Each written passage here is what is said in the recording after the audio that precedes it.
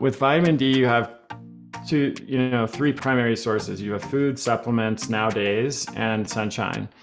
And each of those will produce different results in the body. So food depends on your gut flora and your digestive strength and your ability to process and assimilate the vitamin D that's present in the food. And there are actually different forms of vitamin D in food. For example, mushrooms tend to contain more vitamin D2. Some types of cod liver oil contain more type of D2, which is not D3, which is the form that you get in supplements.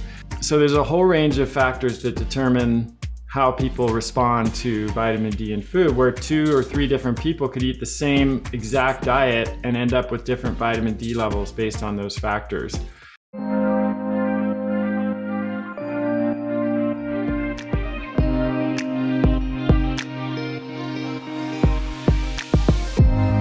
Welcome to the Woman's Doctor podcast, helping empower women to embrace their body and soul's full potential. I'm your host, Dr. Trevor Cates, and after 22 years of working with patients, I found the answers to our health struggles are much deeper than most people realize. To help explore this, I'm interviewing colleagues and other wellness experts to get to the root cause so women can realize their true beauty and be informed decision makers for themselves and their loved ones.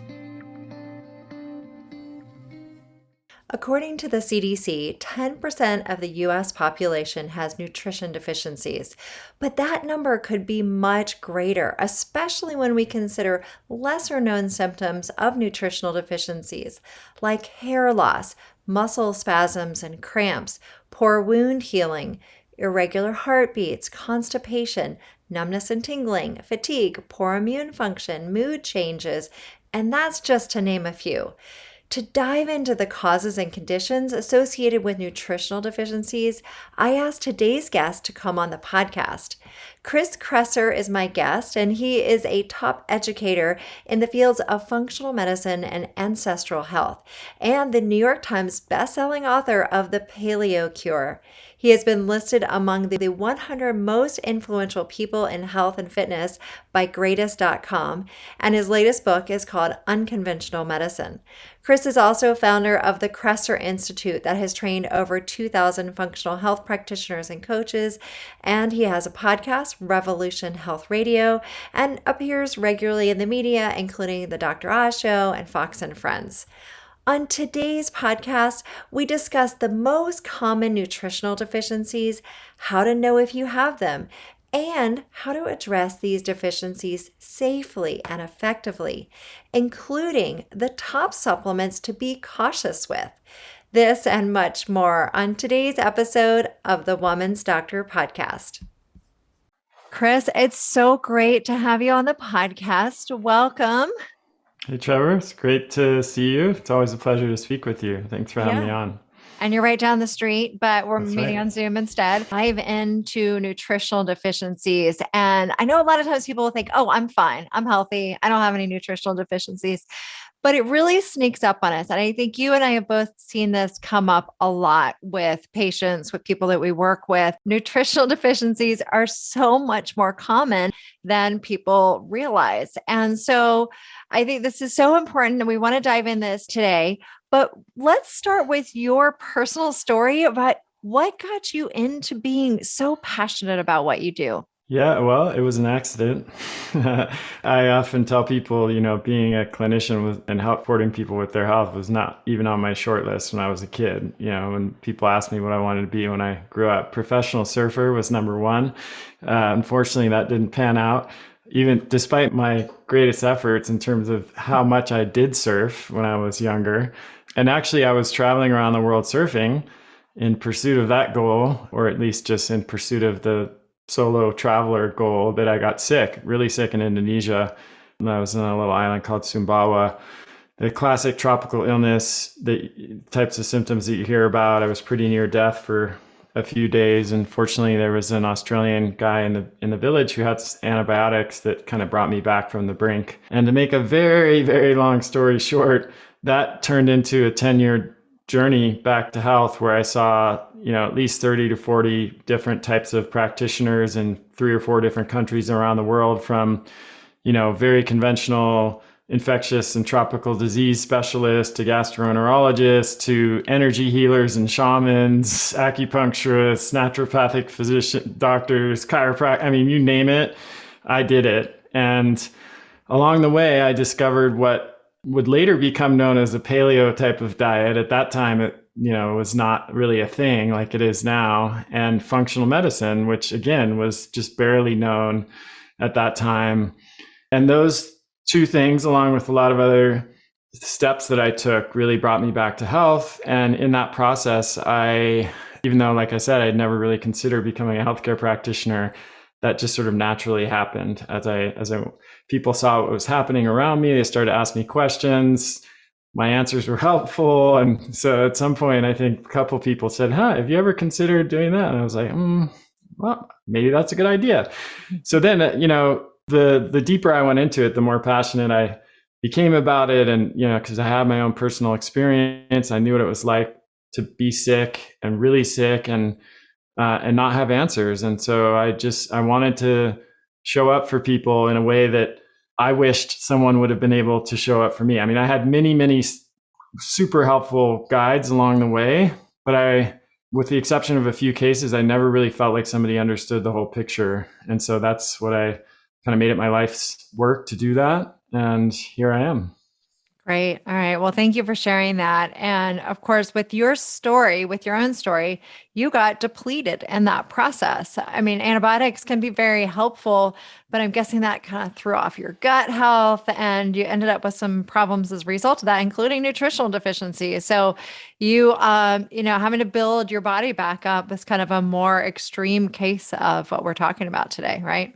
Absolutely. Yeah. So, I think in a perfect world, and this was always my bias, and I know it's yours as well, we'd be able to meet all of our nutrient needs through food, as our ancestors did. Certainly our ancestors were not taking supplements or, doing anything to augment what they were getting from food, but they lived in a really different world than we live in today. And so there are many things that impact nutrient availability now that weren't common then. So one example is chronic disease. So you just mentioned, changes to gut microbiota, antibiotics, all kinds of chronic diseases have kind of a double whammy effect. On the one hand, they decrease nutrient absorption. And on the other hand, they increase the need for nutrients, because when your body's under stress, you actually need more nutrition, not the same amount as someone else who's healthy. Another issue is changes in nutrient availability in soil. So there's lots of studies documenting this, and they're not small changes. So as an example, some studies suggest that in order to get the same nutrition that our grandparents got from eating one orange, we'd have to eat 8 oranges today. And so we see declines across the board in minerals like magnesium and iron and zinc, and vitamins like vitamin C and B12, et cetera. And so that's just a fundamental difference, that even with our grandparents, eating the same food doesn't lead to the same amount of nutrients that we absorb. And then there's this growing toxic burden. So we have heavy metals like mercury and lead and arsenic that are prevalent in the food supply now, toxins like bisphenol A or BPA, glyphosate, et cetera. All of these toxins bind to nutrients, or nutrients bind to them, and then we can't absorb those nutrients, or we absorb them with toxins that interfere with the bioavailability of those nutrients. So there's really a number of factors that have really brought us to the point where, according to the most recent statistics, the vast majority of Americans are deficient in not just one, but several essential vitamins and minerals. So for example, 100% of Americans, I guess they're rounding it up, or it's literally 0, I don't know, but it's 100% don't get enough potassium, 94% don't get enough vitamin D, 92% don't get enough choline, 89% vitamin E, 67% vitamin K, 52% magnesium.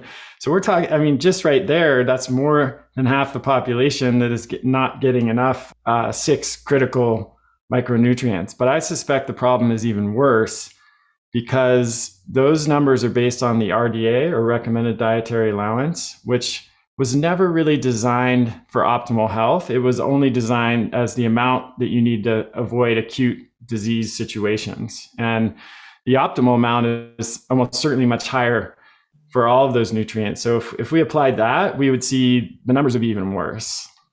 Yeah, absolutely. So much great information in what you just shared. And it's interesting. I was just in Virginia recently where I grew up, and I went to visit one of the properties that's been in my family. It's been in my family for, we think, at least 6 generations. It was actually a grant from the King of England to my family. So we go back like 9 generations in family. And I was Wow. walking around the property and I was thinking about my ancestors, my grandparents that you're talking about, and how different it was for them. Like they cultivated the soil, they grew the food there, and how different their life was back then. Harder in some ways, like really hardworking farming, but they didn't have the exposure to these toxins that you're talking about. And they had the more nutrient rich soil. They really appreciated the food because they were growing it themselves. One of the things that I thought about, and it connects to my book that's coming out this September, is a seasonal approach to food, and that we eat foods out of season all the time. We can get food, go to the grocery store. Most people have no concept of what's in season. And we know that, you compare kale grown in season versus kale grown out of season, the nutrient quality and levels aren't there. And so that's another thing that really is, I think, so important for people to think about, is that the food that we're getting is not in season. It's not fresh. So what we're getting from the stores, unless we're growing it ourselves, which most people aren't. And I guess, my next book, I talk about a seasonal approach to eating and things, but that's another reason why we end up with these nutritional deficiencies. Yeah, it's such a good point. I'm glad you brought that up. That's another major difference. Just the distance. The distance and time, those are the two main factors, right? So, and they're related. So if you're, like you said, 6 generations back, your great relatives were literally harvesting the food and eating it, that night or within a few days often. And what we know is that the second the food is harvested, nutrients start getting depleted in the food. And the more it's exposed to sunlight, for example, the more that's the case. And so there's lots of studies that have shown that, like a carrot, for example, if you harvest it in one part of the country, it goes into a dark truck and it sits there, and moves 3,000 miles across the country. And then it sits in a warehouse for a while. And then it goes into the grocery store and it sits in in the produce section for a while. By the time somebody buys that carrot and eats it, there's a profound decline in the nutrient value of that carrot. We're talking about like 80% drop in some cases from the time the food is harvested. So, shopping at farmers markets is, of course, one way to mitigate that, or even better, growing your own food if you can, if you live in a place where that's possible and you have enough space to do that. But I think, when you combine that, especially with the other factors that we mentioned, it's no wonder that nutrient deficiencies are so common. And we haven't even talked about one of the main reasons, is that the food that people are eating today doesn't have any nutrients in it. So, like, not necessarily listeners of your show who are better educated, but we know that 60% of the calories in the average American diet now come from ultra processed food, not just processed food, ultra processed food. So we're talking about flour, sugar, industrial seed oils. And even in a best case scenario, those foods have pretty much zero nutrient value. Like, they're almost completely devoid of nutrients, and yet people are filling themselves up with these foods. And so, apart from all of the other factors we talked about, still apply to people who are trying to do, who are eating the right foods and doing their best to get nutrients, but just they're working with less than our ancestors were. That problem may even be secondary to the fact that most people are just not eating the foods that would contain nutrients in the first place. Yeah, absolutely. So let's talk about some of these nutrients that you mentioned and what we can do about it. I think it's so crucial for us to first be aware of it, right? But then let's figure out how we take care of it. One nutrient I wanted to call attention to first is vitamin D, because we know that's more of a sunshine vitamin. But so is the deficiency from not being in the sun enough, or is it from the lack of nutrients in our food? What do you think that that's due to? I think it's both. It's a whole complex of factors with vitamin D, and it's a great choice to talk about because it highlights how complicated some of this stuff can get. So with vitamin D, you have, three primary sources. You have food, supplements nowadays, and sunshine. And each of those will produce different results in the body. So food depends on your gut flora and your digestive strength and your ability to process and assimilate the vitamin D that's present in the food. And there are actually different forms of vitamin D in food. For example, mushrooms tend to contain more vitamin D2. Some types of cod liver oil contain more type of D2, which is not D3, which is the form that you get in supplements.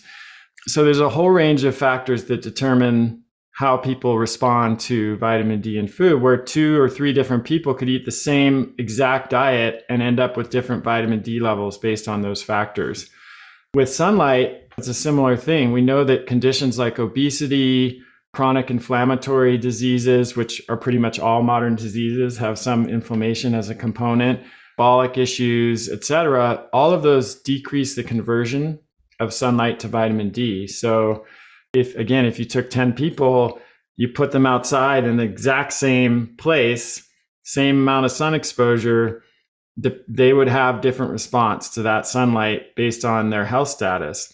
But not only that, it varies based on their skin tone. So people with lighter skin are able to produce more vitamin D in response to a given amount of sunlight.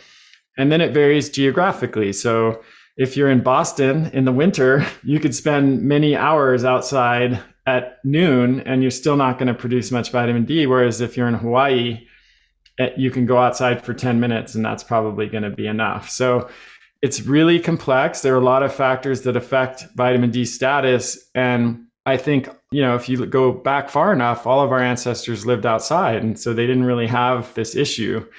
Now we're living indoors more. We're spending more of our time indoors. We're working indoors. We're living at more extreme latitude, far northern or southern latitudes where the solar angle is lower. We have disrupted gut microbiota and all the other factors we talked about. So this explains why over 90% of people, according to some surveys, are deficient in vitamin D. So I think for most people at this point, if you're not getting regular sun exposure and you don't live in a place where that's possible year round, some supplementation, or at least, strong attention to food levels of vitamin D and regular testing to make sure you're getting enough is pretty crucial. And I also wanted to bring up vitamin D because as we talked about in the Hormones, Health and Harmony docu-series, vitamin D came up a lot because we were talking about hormones and vitamin D as a pro-hormone. And for women and really for men too, it is so important for helping with our hormonal harmony. And so many people, as you mentioned, are deficient in it, including women. So that's one that I wanted to bring up in particular when we're talking about women's health and hormones. But of course, also things like our bone health and immune system and chronic disease, as you mentioned, that is also really important. Vitamin D is important. What about other nutrients? And magnesium is another one that you mentioned. And I definitely see that one a lot. And symptoms like muscle spasms and cramping. And I remember, even craving chocolate could be a sign of a magnesium deficiency. Like, I know that's one of my things, but what are some of the things that you see with magnesium deficiency? How would someone know if they're low in magnesium? Yeah, I think certainly a lot of the symptoms you mentioned are telltale signs, muscle cramps being one of the most common, constipation or slow bowel function can be another one. Magnesium is crucial for enzymes that are involved in regulating blood sugar. So, and it's magnesium deficiency is associated with type 2 diabetes, prediabetes, and all kinds of metabolic issues. So if someone were to have high blood sugar. It doesn't necessarily mean they're magnesium deficient, but it would certainly be something to look into. You mentioned bone health, so any kind of osteopenia or osteoporosis, that would be a reason to look at it. Migraines, magnesium is one of the most potent treatments actually for migraine, because magnesium deficiency is associated with migraines and chronic headaches. And then in terms of women's health specifically, magnesium can contribute to several different issues, including dysmenorrhea, PMS, menstrual migraines, and postmenopausal symptoms. So magnesium, it's almost kind of like, what doesn't magnesium deficiency contribute to? Because it's involved in over 300 different enzymatic reactions in the body. So it's just a utility player, if you will. It's doing a lot of different things in a lot of different systems in the body. And this is cardiovascular health too. That's another absolutely one. I mean, don't forget that the heart is, the contraction, the muscle big contraction. Muscle. Yeah. So we need muscle. It. Uh-huh. Yeah. Yeah. And mental and behavioral health. It's low magnesium in the blood has been associated with depression, anxiety, autism spectrum disorder, ADHD, OCD, and several other mental and behavioral health conditions, chronic pain, and chronic stress. So magnesium is really important for a number of different, for the HPA axis. So it's involved in the parasympathetic nervous system response, which is, we've all heard of fight or flight, which is the, activated sympathetic response, but rest and digest, which is parasympathetic, relies on magnesium. And this is actually another really good example of where we get into trouble here, because the RDA for magnesium, which was last updated in 1997, was based on the average body weights of adult males and adult females at that time, which was 133 pounds for adult women and 166 pounds for adult men. In 2021, researchers published a study arguing that the RDA for magnesium should be updated to reflect the new average body weight for adult males and females, which is much higher now. So the average body weight for a female now today is 169 pounds, and for a male, it's 196 pounds. And what that led to was an increase in the RDA of magnesium from 420 milligrams for men and 320 milligrams for women to about up to 600 milligrams per day for men and 530 milligrams per day for women. So that's not a small difference. We're talking about over, in some cases, 200 milligrams a day. When you use those new RDAs, the average American is getting 200 to 300 milligrams per day less magnesium than they need. But nobody's talking about that. That was a study that was just published a year ago. It hasn't trickled down into all of the guidelines and recommendations. And so most people, if on paper, if you're getting 400 milligrams a day, you think you're fine, and you're not. You're actually well below the threshold that is not for optimal health, just for to meet the new RDA updated based on the new body weights that we have today. Right.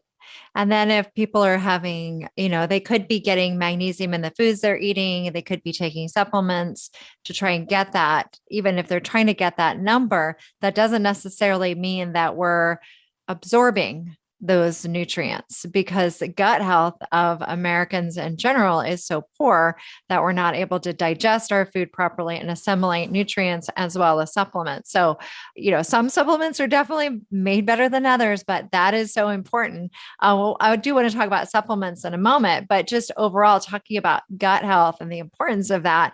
I just want, I know you brought it up. I just want to remind people what we do there is also important. It's not just getting that number. We've got to help our gut health too. And all of these nutrients work synergistically. That's another key point. Like, vitamin A reduces the toxicity threshold of vitamin D, which means you can take more vitamin D and not worry as much about, any problems, and vice versa too. If you have vitamin D deficiency, then too much vitamin A can cause problems, even when it's at a level that wouldn't be a problem if you had sufficient vitamin D levels. All of the fat-soluble vitamins work synergistically together. Magnesium is a cofactor in many different nutrient conversion pathways. And so, to your point, this is why I always have recommended that food be the basis of all of our nutrient needs. there's this kind of sector within Silicon Valley that's trying to create these beverages that, we can just drink all day while we're like coding at our desk and not have to worry about food anymore. And I think that's a misguided strategy for so many different reasons. We barely even understand all of these interactions and how these things need to be put together. So it always needs to start with food. Yeah, absolutely. Food, our gut health, and then we can look at supplements. But I definitely want to talk about supplements because I know people will say, oh, I'm taking supplements, or, I'm all set with that. But then when I see them and they bring in, their bag or basket full of supplements and they're showing me what they're taking, they're not all created the same. Just saying. Yeah, I mean, it's funny. We have the same experience. Every patient we treat, we ask to bring in their supplements, and they come in with their often shopping bags full of supplements. And then the question is, when did you start taking this? Why did you start taking this? And do you, have you noticed anything? And, why are you taking it now, basically? And oftentimes there are either no answers to those questions or very hazy answers to those questions. People get started for all kinds of different reasons on certain, their aunt took something and had an amazing experience. And so they, now they're taking it too. And, sometimes it's relatively harmless, but other times it's downright dangerous. People are taking things that really could cause harm, especially at the dose that they're taking and for the amount of time that they've been taking it. Or in some cases, they're just throwing money down the drain. They're taking really cheap, synthetic, inferior quality supplements that are not in the right forms that, will be recognized by the body. So they're not bioidentical, they're not naturally occurring, they're synthetic forms. Folic acid being a great example where, you can take high dose of folic acid. And if you're one of the many people who have a genetic polymorphism that makes it difficult to utilize that, you end up with a lot of unmetabolized folic acid, and that can cause problems. Whereas if you eat food, it contains naturally occurring folates, and then you can also supplement with naturally occurring folates. So it's a mess, Trevor. I mean, I feel sorry for... Yeah. It's enough for me to keep up with it. It's my full-time job, and I've been studying this stuff for almost 2 decades. Yeah. But for the average consumer who's has a job and a life and all kinds of other things to think about and worry about, I don't know how they do it. It's pretty crazy. Yeah, I know there is a lot. And more than not, I would take, the people that would come in with those bags, let's simplify. Let's figure out, let's be strategic about what you're taking and making sure that you are taking the highest quality supplements possible and that they're complementing each other. And that, of course, we have to start with healthy diet, get your gut health in a good place, and then look at what else you need. Doing testing can be also helpful. Like testing for vitamin D can be a really great thing. But I do think, as you mentioned, there are things, first of all, that we have to look at.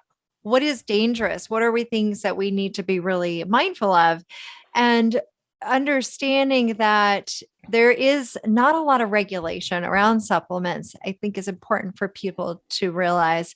There are some FDA regulations around it, but they're limited, and the FDA doesn't always have the easiest job keeping up with regulating all of that with all the different companies that are out there. Yeah, definitely. Yeah, I mean, it kind of is the Wild West in that respect. And I think the 3 nutrients that people need to be aware of most would be calcium, in terms of supplementation, not diet, but and risk. So it would be calcium, iodine, and iron. Mm-hmm. So these are all, of course, essential. We need them, but each of them in their own way can cause a lot of problems when you get too much. And it's almost impossible to overdose with calcium from food. So that's not what I'm talking about here. But calcium supplements have a very different effect on the body because when you eat calcium from food, it's very slowly absorbed. It sort of trickles into the bloodstream over a long period of time. When you take calcium supplements, you get a huge load of calcium that goes right into your blood, and the body doesn't know what to do with that. And so instead of getting into the bones and the teeth and the hard tissues where you want it, it ends up getting into the soft tissues like your arteries and the kidneys. And so this explains why studies have shown that long-term calcium supplementation at higher doses is not only not beneficial for bone health, it can worsen bone health, and it can also increase the risk of kidney stones and cardiovascular disease. So that's a major thing for women and men. But if women who are more likely to have osteoporosis and osteopenia are often told to take calcium supplements, that's a concern. Iodine is similar in that iodine deficiency is very common worldwide, but here in the US, it's a little bit less common. However, Hashimoto's, which is the major cause of hypothyroidism in the US, a lot of people with Hashimoto's don't tolerate higher doses of iodine. So you really need to pay attention to that. If you're taking iodine and you have Hashimoto's, that could cause problems. And it's not to say that you don't need iodine, but you might need a lot less, and you might need to make sure you're getting enough selenium to balance that out. And then lastly, iron.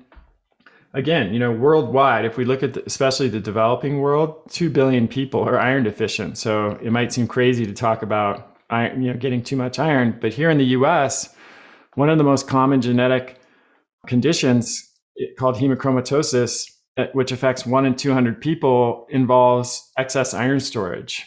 And so if you have this condition, or even some of the genes that cause this, and that can lead to excess iron storage, then taking too much iron as a supplement can be problematic and could actually cause some pretty serious health problems. So those are the three that come to mind in terms of being careful about excess. Yeah. And I think those are three great examples. Of course, some of the fat soluble vitamins, I think about those too, versus water soluble. When you take like vitamin C and a lot of B vitamins, so, you got a little too much. So you just kind of flush them out. I have seen people have side effects from too much B supplementation though. So there is that too, but fat soluble vitamins, like they don't get out of the body as easily. So people can take too much of those. Of course, we don't want to scare people away from taking supplements because they're really, really beneficial. We just want to be mindful of what we're doing with it. And then it's not just more is better. Like I think I see a lot of women, especially women of menstruating ages, as they're menstruating, have iron deficiency. And iron is one of the biggest things that helps with fatigue and dizziness, and even heavy menstrual cycles, like heavy periods and things. So of course, iron is really important for a lot of women, but once they stop menstruating as heavy or they hit menopause, women typically don't need as much iron. So that's an example of how we want to customize, and we want to look at what is going on in your life. And, but okay, so we talked about some of the things to look out for. What are the things that you think are pretty safe for people to do? I mean, when I think about it, I'm like, if you find a really high quality multivitamin mineral supplement, that can fill in a lot of nutritional gaps, especially if you're trying to do it on your own. But like you said, you got to look out for things like folic acid and certain things. So gosh, I think that's why it's so helpful to have a naturopathic doctor or a functional medicine doctor to work with. But any tips that you would give people overall? Yeah, definitely. I mean, it is helpful to have a clinician to work with. And this is, I've been a clinician myself for almost 15 years. And then I started a training program for functional medicine clinicians in 2016. So this is obviously close to my heart. And I've been working hard to get as many folks trained and out there helping people as possible. And I also have recognized over the past several years that that's, it's not enough, not yet. And hopefully over time, we'll have enough of these trained practitioners to serve everybody who wants to be served. And then, insurance coverage and things that can make it more affordable and all of that. In the meantime, I actually have been motivated to address this problem. I created my own supplement line called Adapt Naturals. And this was the problem I essentially set out to solve. Like we're starting with a daily stack of 5 products that is designed to close that nutrient gap and give people what they need. Like we've done all the research so they don't have to, right. And it's funny you mentioned a multi because that's one of the core products in the bundle is a multi, but it has exactly the right amount of all of the nutrients. So actually, very low amount of calcium, no iodine, no iron, the right forms of each nutrient. So methylcobalamin for B12 instead of cyanocobalamin, natural folates instead of folic acid. We've got a whole K2 complex with MK4, MK7, MK9. We've got, all of the bioidentical and naturally occurring forms in exactly the amount that I, through my own research and clinical experience, think is safe and beneficial for most people.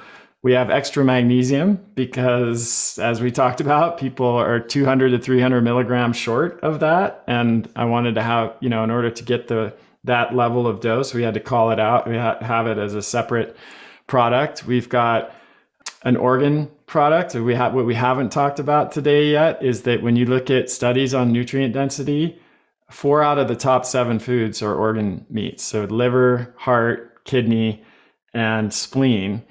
I'm pretty sure, I'm just going to go out on a limb here and guess that 99% of your listeners are not eating spleen and kidney and heart. Maybe some eat liver, but these foods have fallen out of favor in our culture, which is a shame because they are like ounce for ounce, they're orders of magnitude more nutrient dense than any other foods we can eat, with the exception of shellfish and dark leafy greens. So I think there's a way to do it where you can just take products, like choose products from someone you trust, from someone that's reputable, from someone who's done the research, rather than just going to Costco or whatever and buying something off the shelf, because you don't really know what you're getting in that circumstance. And oftentimes those products are 2 decades behind the research. You'll often see multis with high dose of calcium, with high doses of iron, all of these nutrients that we've been talking about that for some people that might be fine, but for other people that could actually make things worse rather than better. So this is why I started Adapt Naturals. I just wanted to make it easy for people basically to get what they need and just have the confidence that all of their nutritional bases are covered.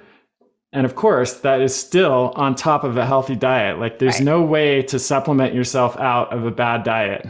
So I just want to be crystal clear about that, because they're called supplements for a reason, right? They're supplementing something, and that something should be a really healthy, nutrient dense whole foods diet. Yeah, absolutely. And I know the Spa Doctor, we make supplements too. I know that we have different supplements that we offer, but we have, our daily nutrient packets to make it easy for people. And I do think there are so many really high quality supplements out there like yours, and at the Spa Doctor, our supplements too. I do think it's important for people to look for supplements that have a lot of research done and that do testing. The one thing that I know about, supply chain of individual nutrients and things that go into supplements. For example, I remember we had a shortage of one of the materials that we were using in supplements. And I called our supplier and they said, well, we rejected it because it didn't meet our criteria. And I said, well, what was, and they said, well, we tested it, it had high lead levels in it. And I said, well, where does that go? When they get rejected by you, where does it go? And he goes, well, they just sell it to someone else.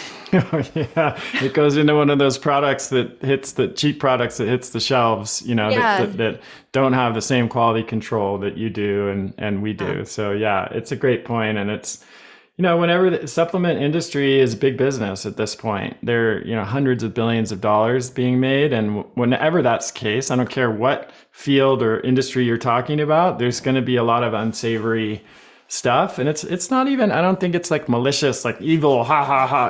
It's just how can we cut corners to make this cheaper and make it, sell more products? And if you're not coming to it from your own kind of experience and passion and a desire to help people, and you're just coming to it as a way of making money, which is true for a lot of these bigger companies, then that's what you're going to do. It makes sense. You got shareholders to please, basically.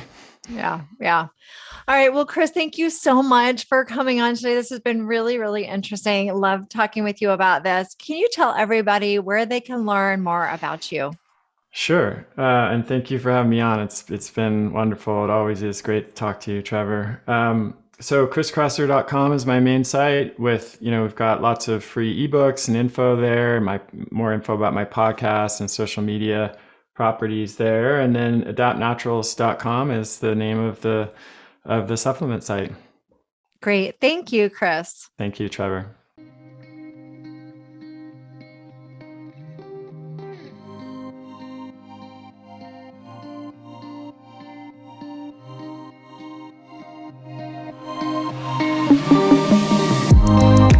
Thank you for listening to the Woman's Doctor podcast. If you enjoyed the podcast, be sure to share it with the women in your life. And to learn all about balancing hormones, join us for the Hormones, Health, and Harmony docuseries at thewomansdoctor.com.